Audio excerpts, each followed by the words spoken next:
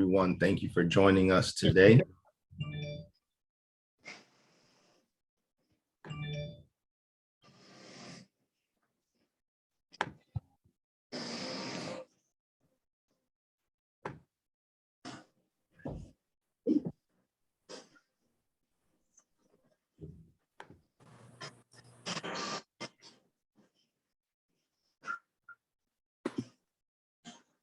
Thank you for joining us for the most recent edition of our Wild Wednesday series.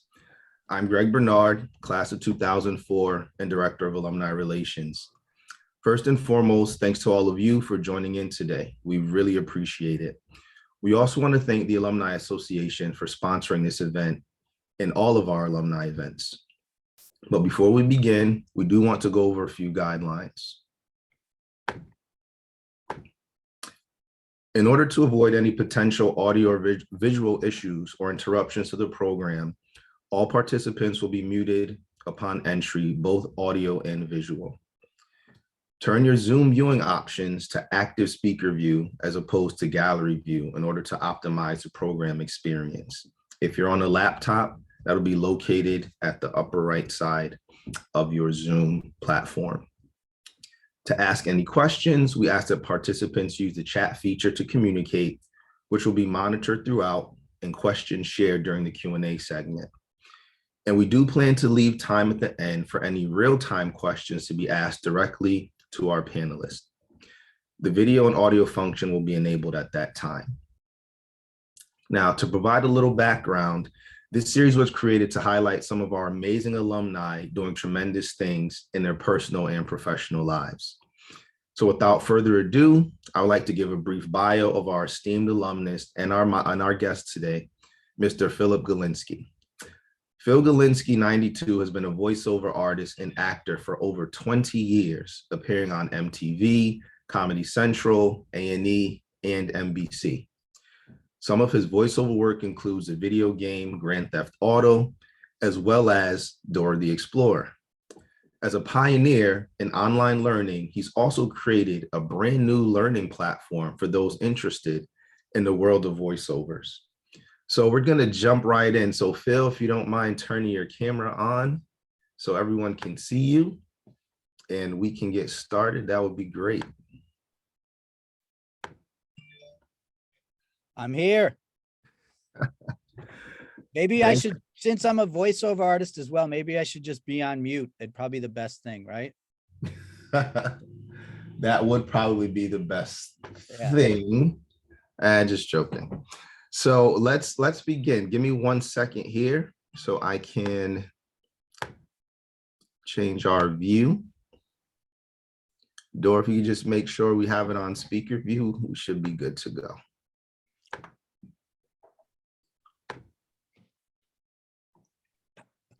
All right, so we're going to get started with a couple of questions. So Phil, tell us a little bit about you. Where are you from and what led you to SCSU? All right. I'm originally from Wethersfield, Connecticut, the most ancient town in Connecticut. So if Windsor tells you that they're more ancient than us, they're lying.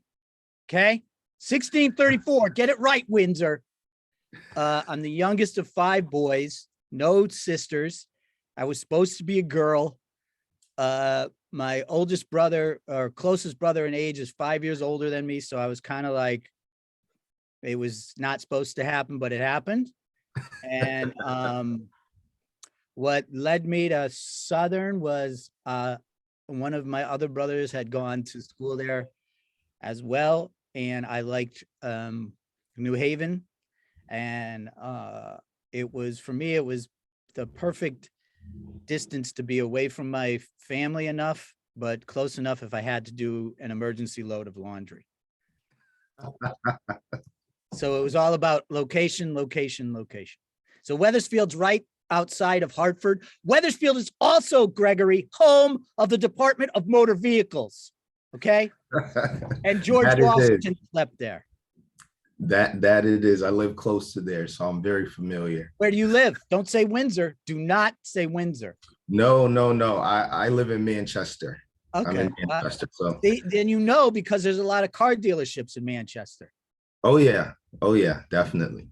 Definitely. So Phil, did you always know you wanted to be a comm major or an actor, and share with us some of your memories of the program while you were at Southern, maybe a favorite professor? Like what led you down this path once you were actually here?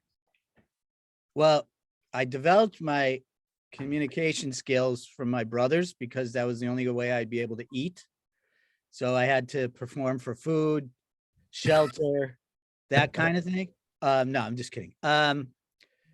What what I really liked about um, my time at Southern was that most of the professors that I worked with had real world experience. So they were always referencing what was happening in the real world. So we, as students, never felt like we were in some bubble, Right. like especially um, resume building and internships and interview skills. Like they were going over stuff that was very current in the time and place that I was at. So I really valued that a lot because I learned more by, other people, mentors and professors, mistakes and advice, as well as what was in the books. That's awesome. And awesome. And how do you feel like your experience at SCSU really prepared you for your career? And at what point did you realize, hey, this is what I want to do, and this is kind of the path that I'm going to take in order to achieve that goal? Um, well, the school itself let us use, the equipment. It was very hands-on and let us um, make mistakes, which I think was one of the best things because you can learn from your mistakes. And if you don't like what you were experiencing, you could eventually transfer or get out. But if everything was sort of like sugar coated and easy, then when you got into the real world, you'd be like, this isn't what they taught me in school. Right. So that was one of the things that I really valued, and told other people, as I was going through, my senior year, my junior year, I was like, the faculty is really good here because it's about learning, falling down, getting up, so that you're not shocked and surprised um, in the real world. And it was like a simple thing, but one of the things Professor Tavares and Professor Maffeo had told us was like, if you're going to go, for a job interview, make sure you drive over there a couple days before just to know the lay of the land, the traffic, this, that, and the third. And every kid was like, whatever. And there was like 10 kids that were late to interviews because they didn't even just do that just to know that there was construction or so it was like simple, real world, practical stuff that separated a lot of people in the course because they used it, Right. for that purpose of like, well, this guy, Professor Tavares works for NPR. So he knows a lot about radio. I would, so I valued everything that these guys taught us. So That you make a great point. I was also a comm major myself. Dr. Tavares was, my advisor and a lifelong mentor.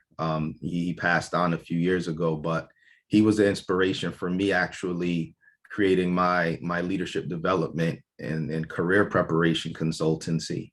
And so many of those things that you're sharing about him being a VP at NPR and doing voiceover work and bringing that like practical application to the classroom was so instrumental to my development. And as you just shared yours, so most of the professors in the program, particularly the comm program, actually had real world experience. So it felt like, okay, I can actually use this. They didn't have their head in a book for 50 years, and now they're trying to tell me go out into the world and do these theoretical things that they only read about and did their dissertation on, which was really, really cool for us. yeah. Yeah. Yep. And I So think that Phil, rubs off on me. absolutely. So Phil, what was your first gig, and how'd you hear about it? I mean, obviously it was quite some time ago, so the internet wasn't buzzing the way it is right now. So how was that process, and what did that look like? I had uh I majored in communication, I minored in theater, and then I went downtown New Haven and my older brother Robert was performing in an improv group downtown, and I liked it. I couldn't understand it at first, but I really liked it because the improvisation was just making things up and making the audience laugh. And so I decided to take classes to learn the technique and use it at school. And so I started performing live in downtown New Haven. And then I made a little pact with myself, and I said, I'm gonna do this, but I'm not gonna be like a waiter actor guy. Like I'm gonna do it because I want to make money at it. And within the first 5 years of doing it, that'll either happen or it won't. And if it doesn't happen, then I didn't wake up 30 years later, still bartending or what, you know what I mean, chasing something Right. that, because I was like, the proof of concept is if you're good and you're talented, you should get paid for it. So I got a call from my brother like a year later. He said, one of his casting director friends is casting a commercial for MTV. He said, come down to the city and audition. And so it was my second audition. And I went in, did it. And then a couple of days later, he's like, yeah, you booked it. And I was like, oh, cool. So I was a guy that worked in a video store and was telling everybody not to rent videos, but to go home and watch MTV. And it was playing everywhere. And all my friends were like, oh, you made it. And I was like, yeah, I made it. And I was like, nah, it's not like that. That was like beginner's luck. You know what I mean? Because I didn't book another thing for like another year. Wow. So at the beginning, I was like, oh, this is easy. You know what I mean? But you got to be persistent. You got to know, like, I never took anything as rejection. Like I never saw someone else on TV and said, oh, they must be better than me. It's not even about that. So Right. once I got out of my head, I was booking even more stuff because I wasn't worried about competing, because it's not a competition. No, that makes a lot of sense. So essentially, your relationships matter, right? And your network is your network. It's about auditioning. It's not about booking. The more people you can audition for, the more people that see you, right? And they will know where to put you in the best position for even better auditions. And if there's actors out there that want to read a good book, there's a good book by Jenna Fisher. She's Pam from The Office, and just type in Jenna Fisher acting, and it's a really good book about her whole story and everything. And I actually met her. When I was out in LA, she came to one of my shows. She's very, very cool, down to earth person. Oh, that's amazing. Thank you. Doreen, if you don't mind sharing that in the chat, that would be great. Just so people can have a reference. So in terms I don't get a commission for any of the books that you buy from her, by the way. And I'm not the voice of her books, which is unfortunate, but I'm not bitter, Greg. No, I'm fine. So Phil, tell me a little bit about like an agent, right? So like you said, you're building these relationships, you're having auditions. So what do you get an agent? What is that process like? What's that relationship like? Like how does that work in your industry? Right. So for acting and voiceover, it's very similar. So I incorporate both for yourvostudio.com, which is the training site for voiceover work and getting work. So right now, and there's either clients that love me or hate me because of my philosophy. My philosophy is right now, there's no excuse for anybody right now to not be auditioning by themselves. There's Actors Access, there's Backstage, there's all these sites that you can audition yourself. You don't need an agent. And you need to do it because you need to do a couple of things. You got to learn how the audition process works. And then you got to understand if you like it or not. And then if you do book stuff, then you know that you're bookable because people have booked you. So that when you do get a meeting with an agent, you'll be like, wow, you got this all by yourself. Imagine what I can do to help you. So Right. I'm always pushing clients and saying, I don't understand this. Like, why aren't you? Well, I'm going to wait for the phone to ring. I'm like, it doesn't work like that anymore. Some knucklehead slips on a banana peel on Instagram. He gets an agent because he got 5 million views. You know, you got to be out there. You got to put yourself out there. And if you don't do that, you're never going to know. And then you're just treading water. And so like one of the things that the concepts that I just have it, or philosophies I have for voiceover and for acting, is finding your inner chicken. And if you're a vegetarian, it's your inner tofu. But I was in an acting class and the teacher asked everybody to be a chicken. And so everybody was flapping their wings, and there was one kid squatting in the corner. The teacher said, "Hey man, I asked you to be a chicken." And he said, "Shh, I'm sitting on my eggs." So in every audition, the script is the same. Doesn't matter if it's on camera or voiceover. Mm. Each person is doing the exact same script. It's your interpretation of the material that gets you the job, not Right. how well you memorize or anything like that. And if people still can't wrap their head around that concept, just look at Adam Sandler. He's the same dude in every movie, but it's something that we like about him being the crazy uncle. Or so it's how your take of being the wacky neighbor or whatever. And that's what attracts the casting directors and the agents. They're having auditions because they don't know what they want. So when you walk in Right. the door and they go, "Wow, that's exactly, I didn't even think of this." That's even better. If they knew what they wanted, they would hire their friends. That's what Family Guy is. He only hires his friends. You know what I mean? So good luck trying to get on that show. Right. So to that point, which do you prefer, voiceover acting or traditional acting? And is it the same process for kind of getting in character? I know you kind of talked about that a little bit, but obviously you're in a different setting versus being interacting more so with people. So what do you prefer, and what are the nuances? I guess I would say. When I first started, it was really hard to do your own stuff. It was just harder. So when I was doing a lot of on-camera work, a lot of it was commercially was wacky stuff.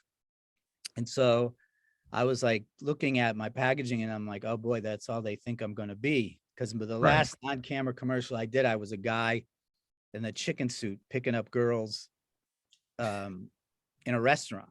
And it was like, tired of the same old chicken, come to Luby's, you know what I mean? So, but that was how the game was played back then. So Mhm. what I did was I was like, well, I'm not going to do that many on camera commercials, because if I'm the guy in the chicken suit, how the hell am I going to get on Law and Order? You know what I mean?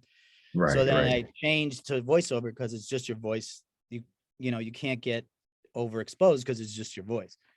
And what I mean by overexposed is like the girl from Progressive Flow, like Right. she can't do anything else. Everybody knows her as, and it's not a bad thing. She's a millionaire. So, but I was looking to do a couple things. One, I wanted to do my own work. So I was using the commercials, the voiceover commercials, the TV commercials to fund my own projects, because I was trying to, and still am.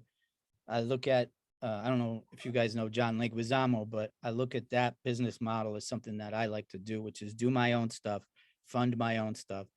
And then if people hear about me or like me, then they'll come contact me directly. So I'm not always trying to knock on a door that's not going to open. I'd rather just kick it down. Right. So like, that's kind of how I got reviewed in the Huffington Post, because I did a one-man show a while back about my Facebook page, and I projected the Facebook page in the theater and then would go over all the postings to try and get the real story, tell everybody the real stories. And this guy at the Huffington Post was like, "This is crazy. How do you think," he came at it totally like, "Well, you think your Facebook page should be a show?" And I was like, "Look, I have some really good stories." So Right. then he wrote an article about it. So that's sort of where my headspace is at now. And because everything is so pretty much wide open, you can kind of open your imagination and be different things you want to be. So like for the voiceover game, the really cool part, it was going to happen before COVID anyway, but COVID made everything at home. So Right. if you haven't, in the course, it also teaches you how to set up a home studio and all that stuff. But basically for me, my agent emails me the script. I practice it, and then I record it, and then I just email it back. And if I get it, I get it. And if I do get it, then I record it from my house, unless they want to go into a New York studio. So everything is sort of a self-contained unit, but within the course for voiceover or for acting, it's like the sooner you get the audition and the sooner you submit it, the better chance you have of booking it. So a lot of people are like thinking about special techniques and everything like that. And it's simple. It's timing.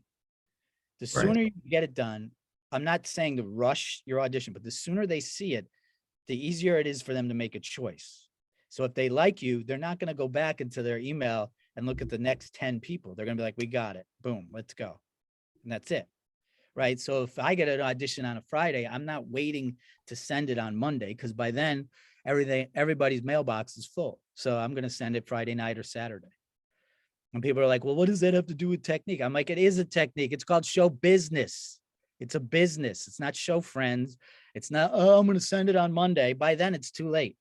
It's literally too late. So you got to know the business side and the artistic side. And you also that needs to know when is a good time to record an audition, when it's quiet, at your house and stuff like that. Stuff that you overlook, And that kind of transitions to, some of the things you started kind of teasing out is, technology changing and the industry changing tremendously through the course of your career over the past 30 years, since you walked across the stage at Southern, particularly as it relates to technology and how people consume content, right? And television programming. Yeah. And things.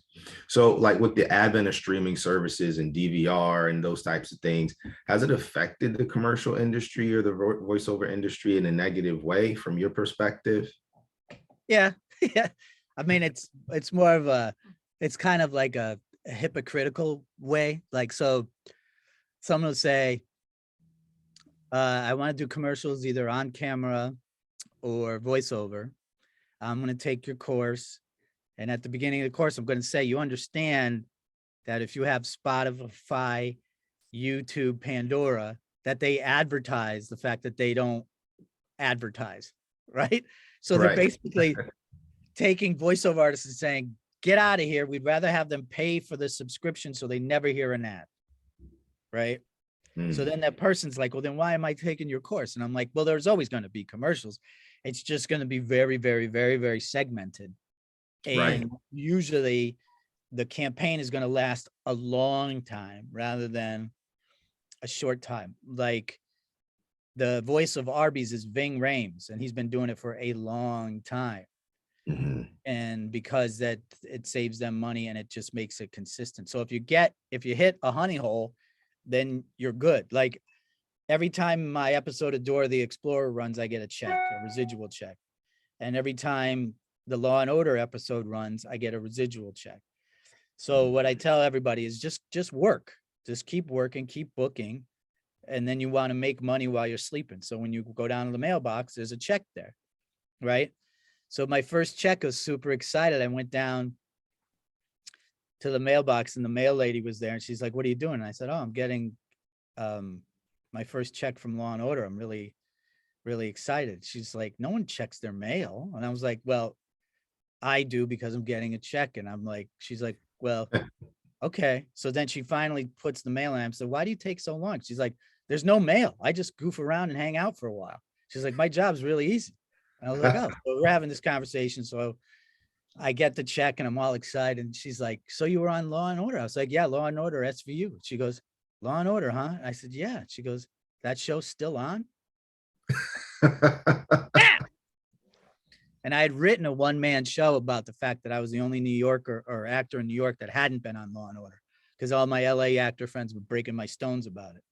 They were like, oh my God, how come that's the only show there? How can you not be on it? And then I finally got it and had to change the ending of my show.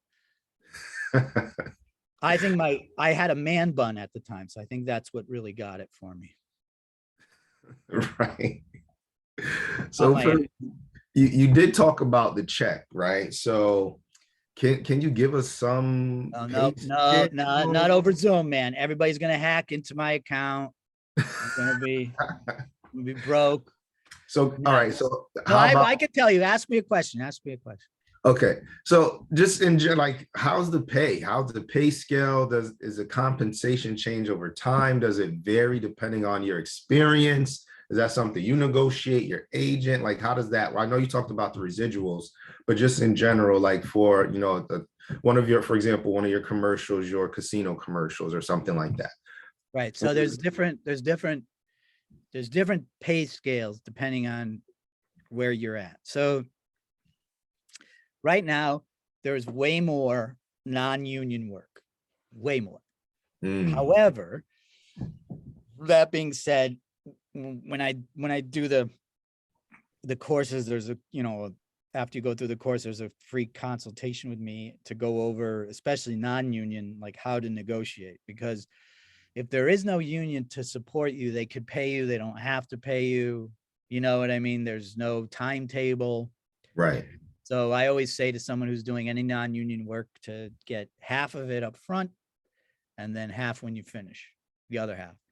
That way you're both committed to the process, not like you do the project and you're waiting for the check. Who knows when you're going to get it? Right. When you're in the union, you will get the check within 2 weeks. And in a union, the more you book, the higher your status goes and the higher your rate goes. Okay. To a point where there's a rate where they're like, that some of the companies are like, you can't use him, he's too expensive. Right. Or he's in this groove and we can use him. So it's all based on your time, your time in. And I say to everybody, stay non-union as long as you can. And then when you do get in the union, just realize you're not going to be auditioning for as much, but you'll get paid way more. And you'll get continually paid because it's a union job. If it's like a Law and Order or Dora the Explorer, anything that's a franchise, it's going to run for forever. Gotcha. That's why you see a lot of actors do these sitcoms, and once they hit 100 episodes, they just leave. The series just ends, and they just cash in on their residual checks because they know it's going into reruns. So that's like the magic number. Got it. And that's basically like what, 5 seasons or something like that. 5 seasons, something like that. Yeah. So and then it's, your agent negotiates for you. And the union is there to protect you. When you're non-union, you don't have much protection. So. Right. And then some people want to stay non-union. That's fine, as long as they can make money on it. Oh, I hear a lot of actors cross the union line. Well, there's a thing. So every union, I think, has it. There's like a loophole. Depends on what union you're in, but every union must have a loophole. So there's a loophole called financial core. So you could be in the Screen Actors Guild. That's the guild. That's the union. And you can go to their site because everything changes. So what I said today might be wrong tomorrow, but if you register as a financial core, you can do union and non-union work, but you don't get any benefits from the union as far as like screeners, invites to events, free services. I think you qualify for insurance, but it's different than if you were a full vested union actor. So there are ways to do it. They don't promote it because they'd rather have you in the union, because more people in the union, more leverage they have to get better rates for you in the future. So, but it is possible.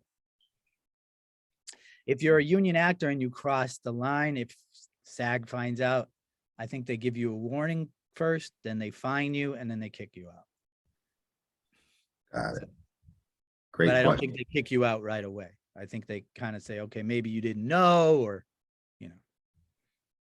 they give you the benefit of the doubt. All right. Thank you for that question. So I wanted to transition and talk a little bit about, you being a seasoned veteran and now you transitioning and paying it forward. So tell us a little bit about your voiceover company, and where did the idea come from? Is it something that you were thinking about over several years until, kind of your experience and your passion for being able to pay it forward intersected? Talk a little bit about that. I'd been doing some private coaching, both acting and voiceover, but I never like set up a storefront or anything. But right, all these actors and voiceover artists were booking work, and they were referring me. And then one of my agents was like, you should do a course on Zoom, and I'm like, ugh, everybody's zoomed out. I don't want to do it live. I'd rather have my 10 core concepts. And when you buy the course, it's all pre-recorded and you watch it and learn it at your own pace. And then when you're done, then you get the 30-minute live Zoom with me so we can go over everything. Right. And it's better that way because when you book the class, you get all these different, like you get over like 60 different types of scripts. So some with storyboards, some this, some that, so that you're not, if you do get an audition, you're not like, what the hell is this? But then we can go over the scripts. We then go over what your demo reel should be like you should be a category killer. So you should have, it depends on the voice or the actor, but it's like a car commercial, a beer commercial, a pharmacy commercial, like that kind of stuff. So like sort of brand your type.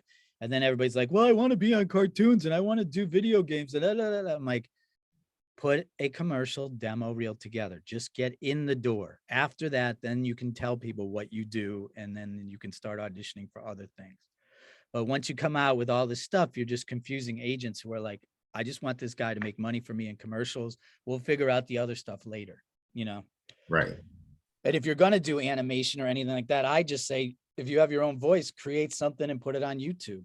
Like, don't just sit there and be like, I'm super talented. If you are, then make a 1-minute video once a month or whatever. I have a client that she's a third grade teacher. She does story time every Saturday and she reads a book, but she also markets that to, there's a website called ACX, which you can be a voice for any books on Amazon. And then you work out the rate you want to be the voice of a book. So there's a whole bunch of things like that out there that are gone over in the course.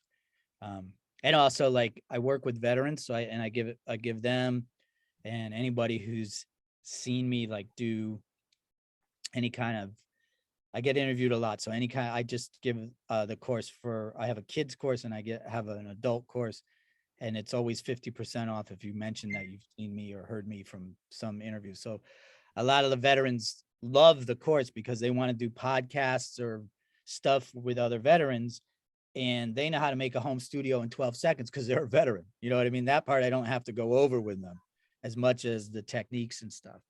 So the actors are like, what is a preamp, and what is this, and what is that? So like, there's a different learning curve for different groups of people, and so I try to accommodate everybody if I can. And it's not that hard to make a home studio, either for an actor or for a voiceover artist, or hard or expensive nowadays. Right. So, the pandemic may have been serendipitous, may have been a little helpful to you in that regard, right? And Yeah, I just booked a movie where I'm going to be a homeless guy who me and this other homeless guy find a baby, and I try to have him sell it so we can have money. It's part of the bigger movie, bigger thing. But it was great because they send you the script, you audition. There's another website called weaudition.com where you can just have a reader. So, they read the lines, but everybody sees you auditioning, which is great because you usually need 2 people.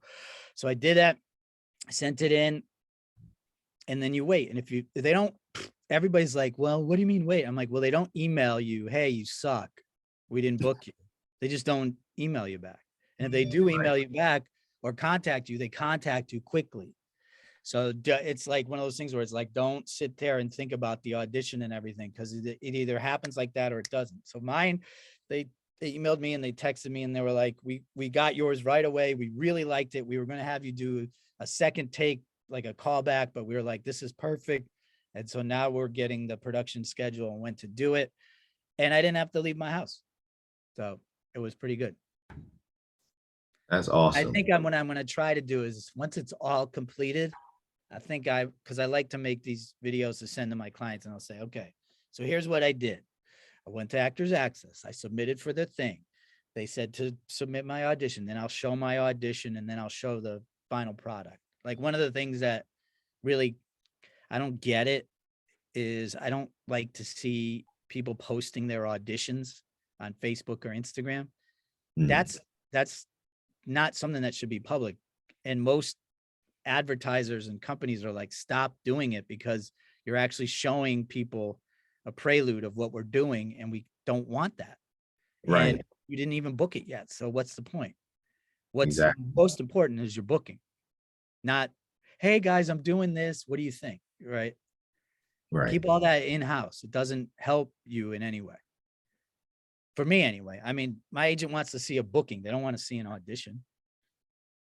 Right. And I think because we're in this age of, social media and having followings and getting likes, people, I think maybe younger up and coming actors have this mentality of, there's duality with their persona. So if they get enough likes, maybe they'll get this Instagram kind of following, or, that type of thing, being an influencer or what have you. Or, people just overshare. That's me personally. Well, I got the reverse. We decided, me and my brothers would go back, perform live. We're going to do an improv show with a couple of people that we know. We posted it on Instagram, and then one of them got COVID, and we knew we couldn't do it until they got better. So we canceled it, and we got 32 likes that it was canceled. So that doesn't help promoting an improv show when people are happier that you didn't do it. there needs to be a couple more interaction buttons to articulate how people feel, because I totally get that. So Phil, we're at about 20 minutes. I have 5 more minutes. We have do we have some questions in the chat, or Doreen is asking individuals to ask some questions? Or what we'll do in the meantime, I got a couple of quick hitters for you. So who are some well-known actors or actresses who also do a lot of voiceover work that we would be surprised by? Because I've heard Ving Rhames, that voice, for years as Arby's, and I didn't put 2 and 2 together that was Ving Rhames until you said it. And I'm like, oh yeah, that is Ving Rhames' voice. Yeah. Well, the thing with celebrities is they do it because it's already in your psyche. Like anytime you hear the voice, you're like, who is it? Because you've seen him. Right, So, right. My agent calls me the poor man's George Clooney, but George Clooney does voices. Who is, I think her name is Leslie. She's the voice of AT&T. She was on SNL. Right. Okay. I forget her name. We always forget their names, but John Leguizamo is the voice of Papa John's. Yeah. That's so they all in the old days, they all used to do commercials in Europe because no one would see them here. But now they're like, we'll just do voiceovers and no one will know it's my voice unless someone like Philip decides to sabotage their career, which I'm not doing. I would just like to get a Papa John's commercial. That would be epic for you, right? And there's a guy that was in Succession. I think it's Succession. He's the voice of McDonald's. He's sort of got an English little accent. He's the one who goes ba-da-ba-ba-ba. Yeah, that guy. Yeah. And he's like a real famous actor guy. So you got some questions coming in. And when we'll John Hamm, yes, and then Leguizamo does Papa Jazz. Yep, yeah. Has there been a time where your view of your performance differed from the audience? Either way, they thought you did better than you thought, or the other way around? Yeah. So a lot of times when you're doing improv or live theater, especially sometimes live scripted theater, if you've been doing it a lot, at certain points, a line is supposed to make the audience laugh, right? And when it doesn't, it totally throws you off because you're like, let's say this is Saturday night. We did it Tuesday, Wednesday, Thursday, and Friday. This line killed. And then on Saturday, they just went right over their heads. So you kind of got to, roll with it and understand. And that's only from experience, because I've seen a lot of actors that have set up that thing. They know the line's coming, they do it, and then nothing happens. And they're like a deer in the headlights. And it's like, you just never know. And then there's other times when especially if you're doing an improv and the audience understands that they are part of the scene and stuff, they're anticipating you to do one thing and you do another. Sometimes they they turn on you and they get real quiet, or other times they're like, I never thought you were going to do that. That was incredible. So I don't, I try not to anticipate the reaction Right. unless I know it's something that I do, like an old standby kind of thing. So like, I would say he just passed away recently, but Gilbert Godfrey knew like certain things, the way he said them, that, he'd get a reaction. He was actually the voice of the Aflac duck for a while. Yeah, I remember that. Yeah. I do remember that. Yeah. So are there any people who, like made it big, who started off behind the scenes as voiceover actors, and then, they got a gig, and then boom? Are there anybody? Well, there are, but they won't tell anybody. Like nobody knows who the Geico lizard is. Do you? No. He's a millionaire living in anonymity, and he probably likes it that way. Right. Like I mess around with little kids in the grocery store when I do the bear voice for Dora, because I know that they'll, like, I'll be like, you better eat those groceries. And they'll be like, who is that? I was like, I was the bear on Dora the Explorer. I stole birthday cakes. And oh yeah, they were like, I remember you. But most of the people in the voiceover were like, no one knows, or unless you're a big fan, nobody knows the cast of The Simpsons. And those guys are going to the bank, Yeah. So that's all right. So I mean, that's kind of like, and I know I get it. If at that point, if you're been on The Simpsons for 25 years and you're making that kind of money, do you really care to tell anybody? Right. You know what I mean? It's Right. like everybody's like, if I win the lottery, I'm dyeing my hair blonde. I don't care. I don't, I'm looking. Oh, here's another question. Thinking about. They said, what should students be thinking about or preparing for to get into the profession? That you're not going to be a millionaire. God. Everybody, oh, I want the money. Trust me. It's if that's what you're looking for, then be a doctor or a lawyer, because that money's guaranteed. And also your student loans are too. But right. You wanna do it because you enjoy the craft, because you're good at it, and you're going to get compensated for it. Like struggling actor or struggling voiceover artist, those two words don't match. You shouldn't be struggling. You are struggling, then get out, right? Mm. Or if you want to do it as a hobby or do your own projects and do it that way. You don't have to overspend. You don't have to be cheap either, but you don't have to overspend either. It's like a lot of people are like, well, I took classes with this guy for $3,000. I got headshots for $4,000 and nothing happened.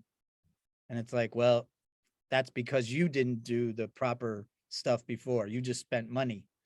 You didn't ask questions. Like when I get my headshots done, I interview photographers before I even do anything. And a lot of photographers are like, well, you're interviewing me. I'm like, yeah, I got to be comfortable when you're shooting me. Like I got to get genuine response. And if I don't feel comfortable talking to you on the phone, then it's not going to work out in the session, Right. And it wasn't, I had like 6-7 different headshot photographers. Some of them were 3,000, some of them were 300, but it was the vibe was more important to me than the price. Right. Absolutely. And you got to look at yourself and say like, I can't afford it. Really? Why are you buying 3 Red Bulls every day? By the end of the month, that's $300. You know what I mean? Like you got to treat the thing like a business. It's great that you're an artist in a business, but it's a business all the way, I have a question. So what role or gig is in your eyes is your most notable, or are you most proud of? I like the Dora. I like the Grand Theft Auto 5 because it gives me street cred with the kids. The Law and Order parents like it because they've seen it. But for the one I did, the Vince's Videoville for MTV, the very first one I did, is probably it's old, but like people who have seen it go, that was you, that kind of thing. That was you. I was like, yeah. So that's the one that's probably, I am building more than just vehicles. oh, I this am is a taking car. plant. This is a Toyota commercial. Yeah, I'm gonna show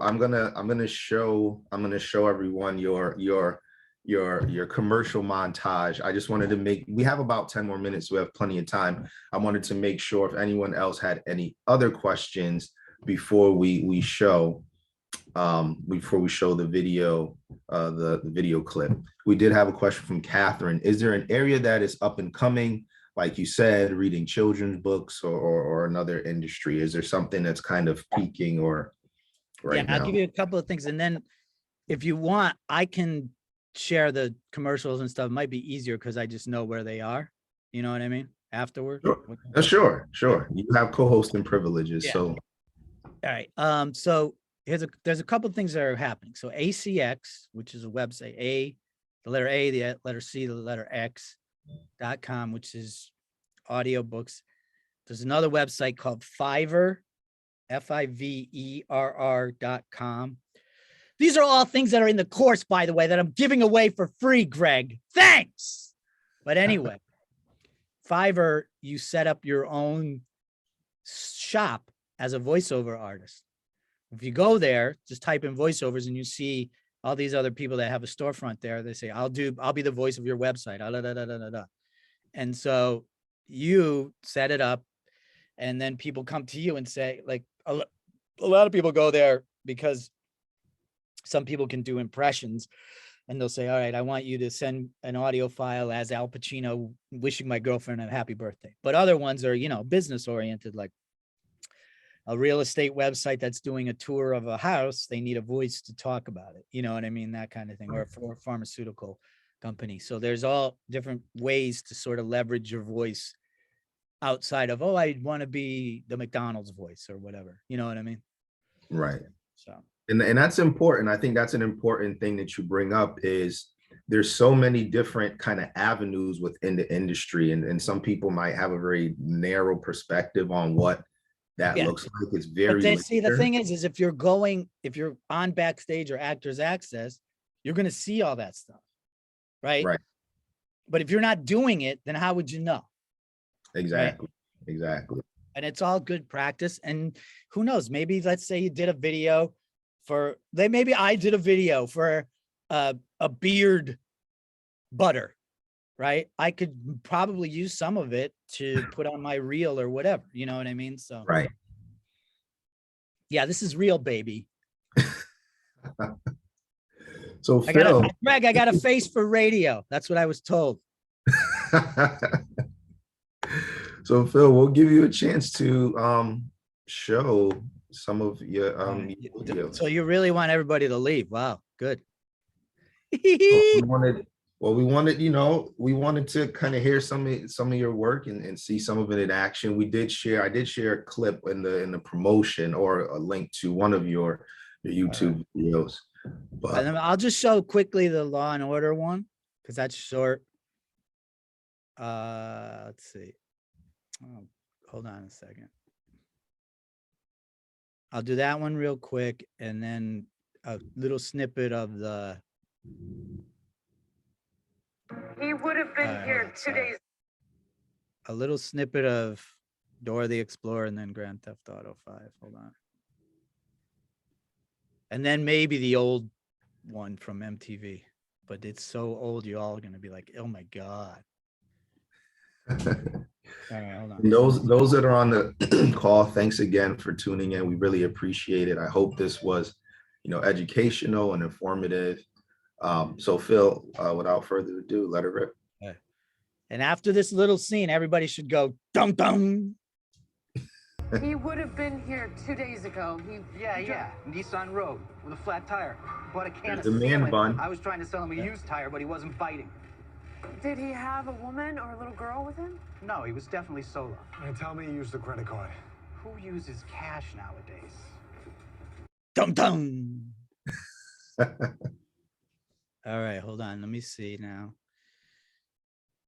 A little bit of Dora. Now, I hope the Southern alumni can understand the plot of the Dora.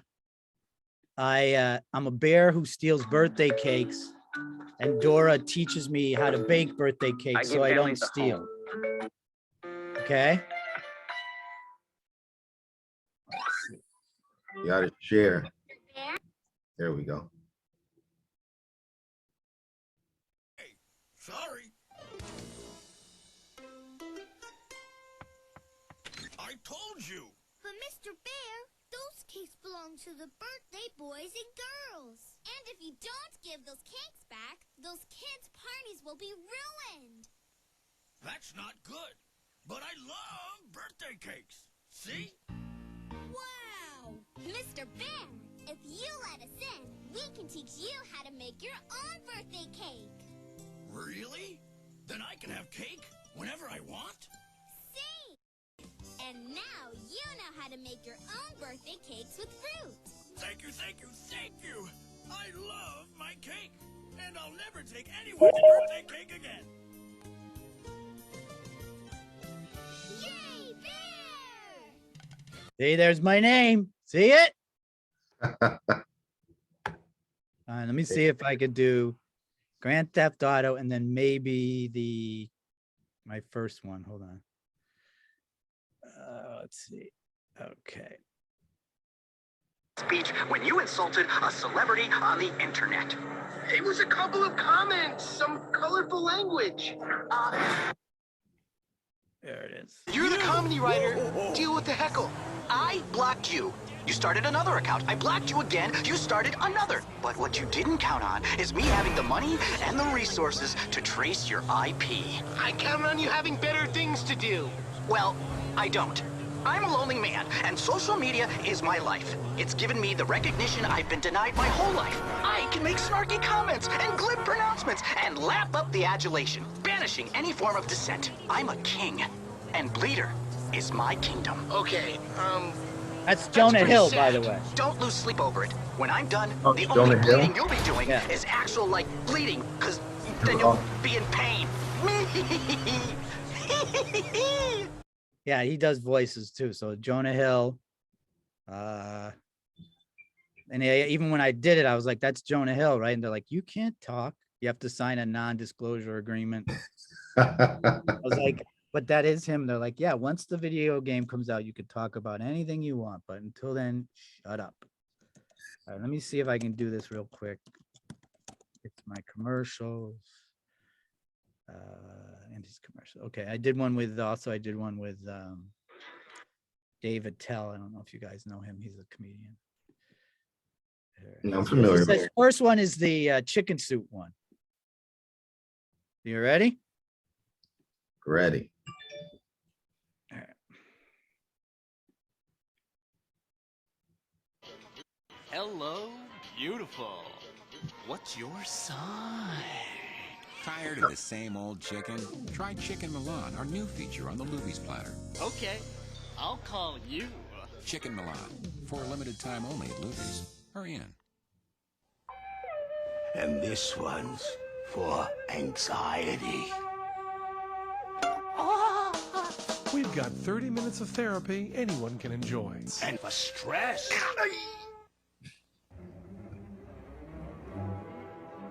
Marty Margowski liked to cook, but he also liked to watch. Problem was, he didn't have cable in the kitchen. Good thing was, getting it hooked up cost next to nothing. Suddenly, Marty's casserole started tasting like $1,000,000. He learned the moves. He got the look. The moral, get cable where you want it and live happily ever after. SpongeBob, changing lives everywhere. New SpongeBob products for dad. Come on. This is the MTV reception area, huh? All right, does anyone have any questions? Why is Paulie so funny? Well, I'll tell you why. He's not a man, he's a robot. That's right. He was built by MTV. How come I can't get a date with that girl from Singled Out? Jenny has a boyfriend, and I know this is a fact because she's told me many times through restraining order. So this is the very first one. This is the one that put me on the map.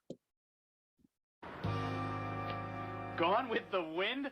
Please, lady, if you want a love story, try MTV's Beavis and... And I also mess around with people, Gregory. I say that Leo DiCaprio is in this commercial, even though he's not. But the kid who's wearing the baseball uniform looks like him. Hothead. Early Ingmar Bergman film. Dark, brooding, Swedish. MTV Sports, all the existential angst with some killer bungee jumping. Thanks, man. Right here. Father-son bonding and you choose Field of Dreams? Duh! Check out The Grind on MTV. Look, people, go home and watch MTV. No late fees, no rewinding. All those VJs. MTV. The What year was this? Don't start with me with the year.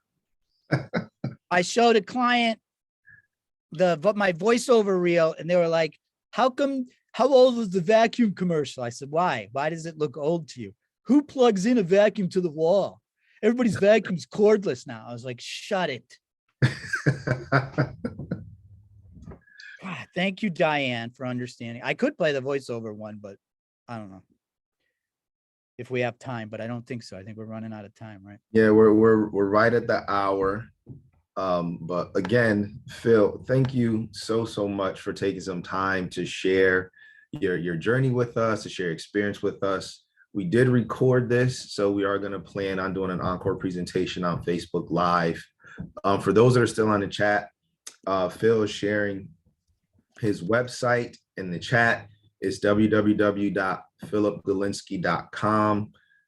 As well as if you're interested in voiceover work, again, Phil does have modules, and he has a video module set up where it goes through all of the ins and outs and shares some of those breadcrumbs. We'll call them breadcrumbs, Phil, that you shared with us today in this talk, the ins and outs of the industry. And if you want to get into this work, how to get started and build from there. So if there's any last minute questions or anything like that, feel free to ask right before we wrap up. Phil, do you want to share anything, anything upcoming with you, any shows, anything you got going on? Yeah, I put my email in there if anybody wants to get more info from me. My phone is in there too. Everybody freaks out. Why'd you put your phone number in there? Because no one uses their phone as a phone. So I know they're going to text me, which is fine. Right. So I can give them the discount on the class if they want the class. I am performing live, hopefully, May 14th in New York City. I live in the West Village, and we have a space in the East Village to do the improv show. If people are interested, I can get you in for free because I know the producer. If you want to check out some fun comedy. And if it does get canceled again, do not hit like. God. And the movie, I think we're shooting that in the middle of May.